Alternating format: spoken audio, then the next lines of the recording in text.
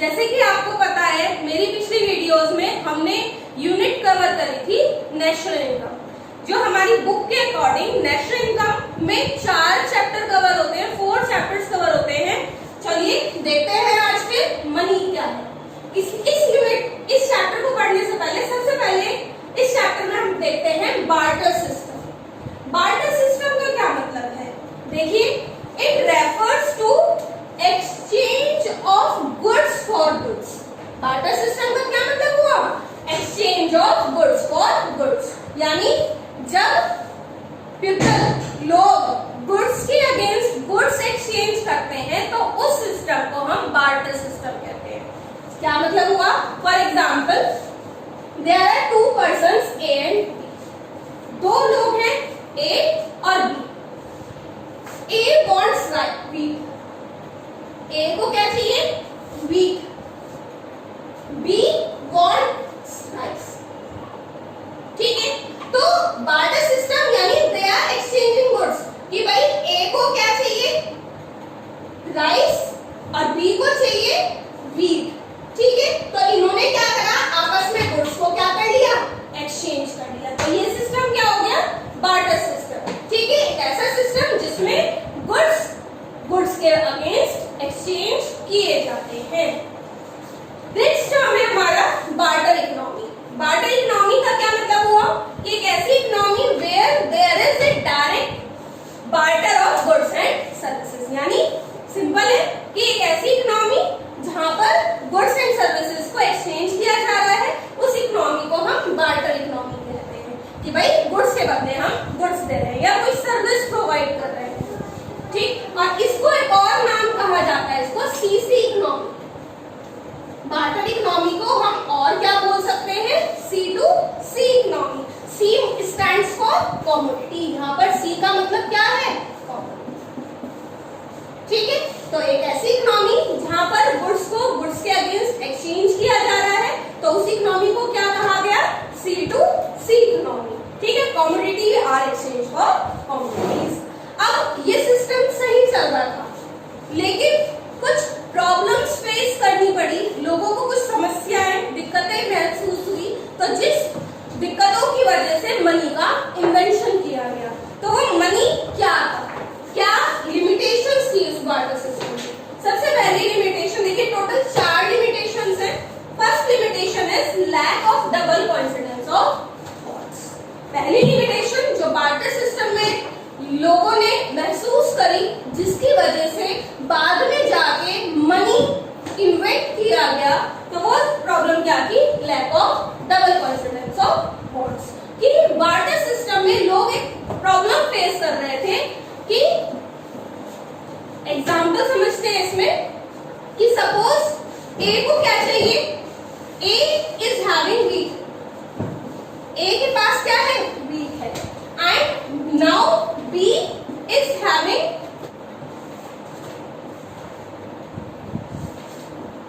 Goats. ठीक है, A is having wheat and B is having goats. अब suppose B को क्या चाहिए? व्हीट की जरूरत है। ठीक है, बी को किस चीज की जरूरत है? व्हीट की। लेकिन अगर हम ए की बात करें, ए को क्या चाहिए? राइस। ए को किस चीज की जरूरत है? राइस की। उसे व्हीट की कोई जरूरत, गोट की कोई जरूरत, कोई नीड नहीं है।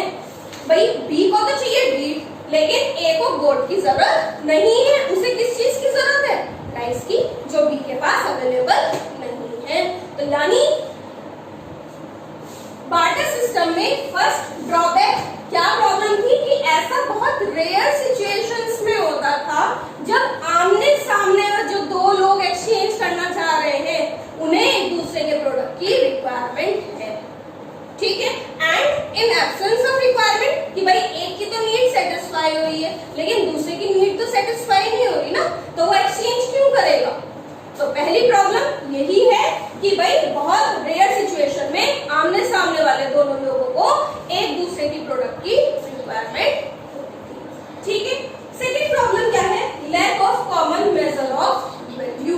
यानी कोई कॉमन मेजर नहीं था, कोई एक ऐसी कॉमन यूनिट नहीं बनाई गई थी जिसमें डिफरेंट टाइप्स के गुड्स की वैल्यूएशन की जा सके। फॉर एग्जाम्पल हम वीट को ही ले लें, ठीक है। फॉर एग्जाम्पल अब चेंज कर लेते थोड़ा सा, यहाँ पे इसके पास वीट प्रेजेंट है, इसके पास है गोल्ड।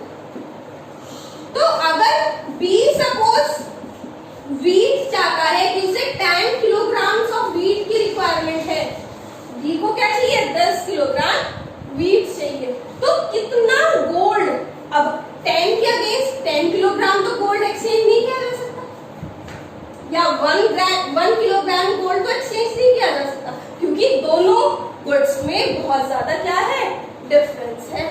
तो यानी कोई ऐसी कॉमन मेजरमेंट नहीं था जिसमें अलग अलग तरह की कमोडिटीज को वैल्यूएट कर सके कि भाई 10 किलोग्राम वीट कितने गोल्ड के बराबर होना चाहिए। या सपोज शूज है, तो कितने shoes, pair of shoes supply किए जाए in exchange of 10 kilogram of wheat, ठीक है। थर्ड प्रॉब्लम थी lack of store of value, यानी हर तरह के गुड्स को स्टोर करके नहीं रखा जा सकता था।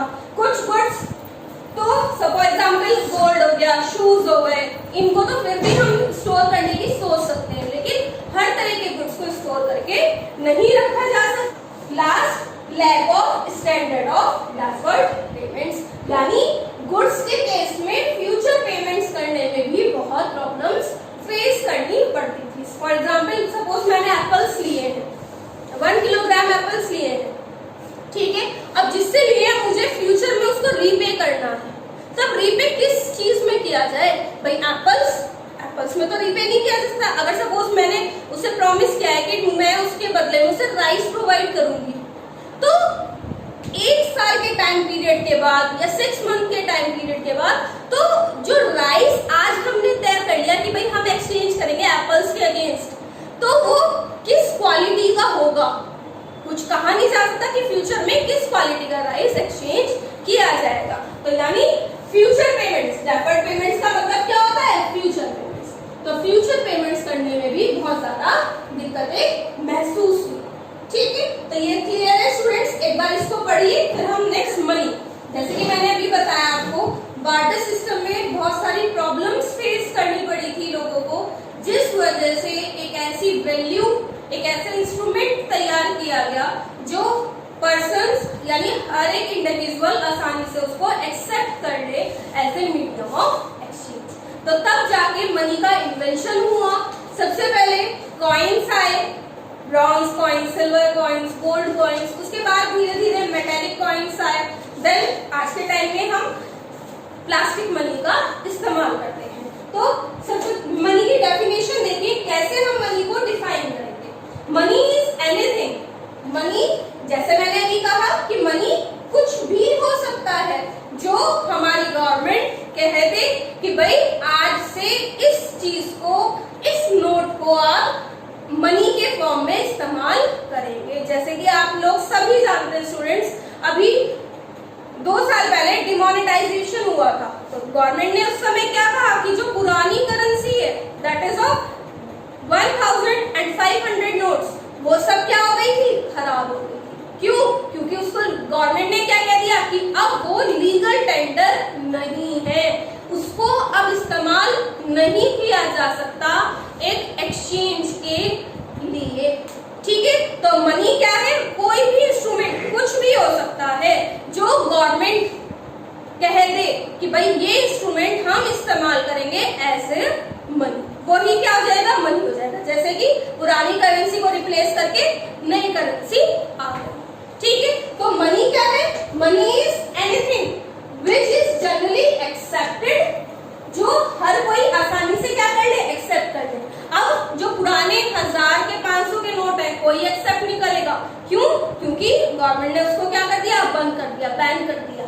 तो मनी कोई भी चीज हो सकती है जो गवर्नमेंट कह दे कि भाई वो क्या है, लीगल टेंडर है, ठीक है, जो हर कोई आसानी से क्या कर ले, एक्सेप्ट कर ले, ठीक है। किस फॉर्म में, as a medium of exchange, यानी उसको बदल के हमें क्या दे दे, सामान दे दे, गुड्स दे दे, सर्विस प्रोवाइड कर दे, यानी मीडियम ऑफ एक्सचेंज। तो मनी कुछ भी हो सकता है, किसी भी तरह के नोट को जिसको गवर्नमेंट कह दे कि ये लीगल टेंडर है, किया जाएगा मीडियम ऑफ एक्सचेंज के फॉर्म में, यानी गुड्स को खरीदने के फॉर्म में। मेजर ऑफ वैल्यू यानी उस चीज में हम हर तरह की गुड्स का या सर्विस का वैल्यूएशन कर सकते हैं। मनी के टर्म्स में हम आसानी से गुड्स एंड सर्विस को वैल्यू कर सकते हैं। स्टोर ऑफ वैल्यू, मनी को आसानी से स्टोर किया जा सकता है for a long period of time. And standard of deferred payments यानी फ्यूचर पेमेंट्स आसानी से मनी में की जा सकते हैं। फॉर एग्जाम्पल, आज मैंने लोन लिया है तो फ्यूचर में उसको रीपे करना विद इंटरेस्ट यानी वो भी आसानी से पॉसिबल है। तो यानी एक तरह से देखा जाए तो मनी ने क्या करी, सारी बार्टर सिस्टम की ड्रॉबैक्स को, लिमिटेशंस को दूर कर दिया। जितनी भी उसकी लिमिटेशंस थी वो सब क्या हो गई, इसके फंक्शंस बन गए। एक तरह से ये जो मैंने 4 पॉइंट्स आपको हाईलाइट किए हैं, medium of exchange, major of value, store of value and standard of deferred payments, ये चारों क्या है, मनी के फंक्शंस हैं। ठीक है, तो फंक्शंस वैसे हमें अलग से नहीं पढ़ने हैं क्योंकि हमारे सिलेबस में अब फंक्शंस ऑफ मनी नहीं है। तो नेक्स्ट टॉपिक क्या है हमारा, मनी सप्लाई। मनी सप्लाई का क्या मतलब हुआ, देखिए definition, it refers to total volume of money. क्या है, टोटल वॉल्यूम ऑफ मनी, कि टोटल कितना पैसा हेल्ड बाय द पब्लिक, लोगों के पास टोटल कितना पैसा है at a particular point of time. ये मेन है, एक पर्टिकुलर पॉइंट ऑफ टाइम पे, एक निश्चित समय पे लोगों के पास टोटल कितना पैसा है, वो क्या होती है हमारी इकोनॉमी में, मनी सप्लाई। इसलिए क्या कहा गया, it is a stock concept. Money supply क्या है, stock concept, because particular point of time. ये हमने नेशनल इनकम में पढ़ा था, स्टॉक एंड फ्लो। ठीक है, तो स्टॉक क्या होता है, जो एक निश्चित समय पे मेजर किया जाए वो स्टॉक है। तो यहाँ पे भी मनी सप्लाई हम क्या कह रहे हैं, एक निश्चित समय पे लोगों के पास इतना पैसा है, तो इसलिए कहा गया कि ये क्या है, एक स्टॉक कॉन्सेप्ट है। अब नेक्स्ट देखते हैं मेजरमेंट। कैसे मेजरमेंट किया जाएगा कि टोटल कितना पैसा है लोगों के पास। तो 4 इंस्ट्रूमेंट्स हैं मेजरमेंट के, M1, M2, M3 and M4, जिसमें कि हमें मेन जो फोकस रखना है वो M1 मेजरमेंट पे रखना है, क्योंकि हमारे सिलेबस में सिर्फ M1 मेजरमेंट है, लेकिन फिर भी नॉलेज के लिए हम इनको भी पढ़ के चलेंगे। देखते हैं M1 मेजरमेंट के अकॉर्डिंग हम मनी सप्लाई कैसे देखेंगे, कितनी है। तो क्या क्या ऐड करना है हमें, currency and coins held by public, यानी लोगों के हाथ में कितना पैसा है। ठीक है, यानी घरों में उनके पास हाथ में कितना पैसा है, करेंसी के फॉर्म में यानी नोट्स के फॉर्म में या कॉइन्स के फॉर्म में, टोटल कितना पैसा लोगों के अपने पास है वो, plus demand deposits of commercial banks, यानी पब्लिक का, लोगों का कितना पैसा बैंक्स में जमा है, और कौन सा पैसा, डिमांड डिपॉजिट। डिमांड डिपॉजिट्स कौन से होते हैं, डिपॉजिट्स, वो पैसा जो हम कभी भी विड्रॉ कर सके, यानी चेकेबल डिपॉजिट्स, जो कभी भी हम पैसा निकाल सके, वो वाला डिपॉजिट। ठीक है, plus other deposits with RBI. RBI के पास टोटल कितने डिपॉजिट्स हैं, किसके, गवर्नमेंट के। ठीक है, फाइनेंशियल इंस्टीट्यूशंस के, तो या फॉरेन इंस्टीट्यूशंस का कितना पैसा आरबीआई के पास डिपॉजिट है। तो ऐसे हम मेजर कर सकते हैं कि हमारी टोटल कितनी मनी सप्लाई है। इसके बाद M2 मेजरमेंट में क्या है कि M1 तो आ गया, यानी ये तो है ही, notes and coins held with public, demand deposits with commercial banks, other deposits with RBI. इसमें एक चीज और जोड़ दें कि पोस्ट ऑफिस में कितना पैसा डिपॉजिट है, सेविंग डिपॉजिट्स कितने हैं पोस्ट ऑफिस में। अगर हम इसको भी ऐड कर लें तो वो M2 मेजरमेंट हो जाएगा। According to M3 measurement, M3 measurement के अकॉर्डिंग कैसे देखा जाएगा, M1 यानी M1 measurement plus net time deposits with commercial banks, यानी बैंक्स में भाई ये तो डिमांड डिपॉजिट्स था, यहाँ पे क्या आ गया, टाइम डिपॉजिट। टाइम डिपॉजिट्स में हमारी आती है एफडीज। एफडी क्या है, टाइम डिपॉजिट का एग्जाम्पल, जो फिक्स टाइम के लिए हम बैंक्स में जमा करते हैं। तो अगर डिपॉजिट्स जोड़ लें, बैंक्स में कितना टाइम डिपॉजिट्स है, फिक्स डिपॉजिट्स कितने हैं, तो वो M3 मेजरमेंट के अकॉर्डिंग मनी सप्लाई आ जाएगी। उसके बाद लास्ट M4 मेजरमेंट, इसमें क्या हो गया, यानी M3 मेजरमेंट यानी एक तरह से M1 आ गया, टोटल डिपॉजिट्स हो गए बैंक्स के, प्लस टोटल डिपॉजिट अगर हम पोस्ट ऑफिस के भी मिला लें तो वो M4 मेजरमेंट के अकॉर्डिंग हमारी मनी सप्लाई आ जाएगी। ठीक है, तो अब चलिए लास्ट टॉपिक की तरफ चलते हैं इस चैप्टर का, और इस चैप्टर को खत्म करते हैं। नेक्स्ट टॉपिक है हमारा फॉर्म्स ऑफ मनी। इसमें दो तरह की मनी हमने यहाँ पे लिखी है। फर्स्ट देखिए fiat money and fiduciary money. क्या मतलब हुआ फेट और फिड्यूशियरी मनी का? फेट मनी वो मनी जो गवर्नमेंट ने कह दी बाय द गवर्नमेंट, कि भाई गवर्नमेंट ने कह दिया कि इस नोट को आपको इस्तेमाल करना है as a medium of exchange, तो वो क्या हो गई हमारी फेट मनी। यानी जितने भी हमारे 2000 के नोट्स हैं, 200 के नोट्स हैं, 500 के नोट्स हैं, जो नई करेंसी है, तो वो क्या है fiat money by the order of government. Government के ऑर्डर से वो करेंसी क्या हो गई, लीगल टेंडर बन गई, उसको एक मीडियम ऑफ एक्सचेंज के फॉर्म में यूज किया जाने लगा, तो वो तो हो गई फेट मनी। फिड्यूशियरी मनी क्या होती है, इसमें आते हैं आपके चेक्स, ठीक है, जो एक्चुअल में करेंसी तो है नहीं, मनी तो नहीं है, लेकिन उसे on the basis of trust, trust के बेस पे लोग क्या कर रहे हैं, एक्सेप्ट कर रहे हैं। ठीक है, बिल्स ऑफ एक्सचेंज आ जाएंगे, आपने अकाउंट्स में पढ़ा है बिल्स ऑफ एक्सचेंज यानी BRBP, bills receivable, bills payable, तो ये भी क्या है फिड्यूशियरी मनी, यानी on the basis of trust, विश्वास के फॉर्म में हम इनको इस्तेमाल करते हैं, एक्सेप्ट करते हैं as a medium of exchange. ठीक है, next is full bodied money. Next categorization है full bodied money and credit money. अब फुल बॉडीड मनी का मतलब देखिए, फुल बॉडीड मनी का मतलब क्या हुआ कि जो पुराने जमाने में जो कॉइन्स होते थे, सिल्वर कॉइन्स जो इस्तेमाल किए जाते थे, उसकी कॉमोडिटी वैल्यू और मनी वैल्यू यानी मार्केट वैल्यू दोनों बराबर हुआ करती थी। यानी अगर सपोज एक सिल्वर कॉइन है, उस कॉइन को हम पिघला दें, जो सिल्वर की वैल्यू है वो भी फॉर एग्जाम्पल 100 रुपीज के बराबर है।